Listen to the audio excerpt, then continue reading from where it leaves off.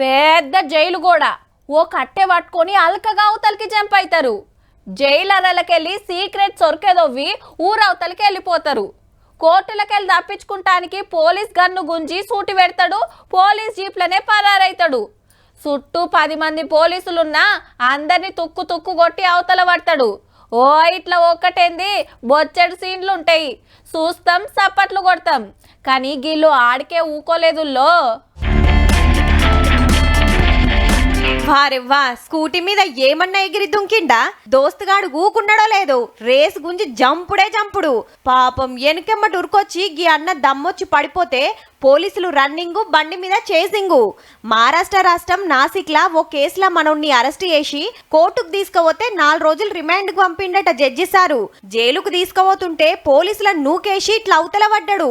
దోస్తుగానికి ముందే మతల వందినట్టు తయారున్నాడు స్కూటీ బండి మీద. కానీ ఎంత తిప్పల పడ్డా ఫాయిదా ఏమున్నది? పోలీసులు మళ్ళా అరెస్ట్ చేసిండ్రు, కొత్త కేసులు కట్టిండ్రు. సాయం చేసినందుకు దోస్తుగాని మీద కూడా కేసు అయింది. ఏ సినిమా సీన్ చూసి ఫాలో అయిండో గాని అట్టర్ ప్లాఫ్ అయింది పో.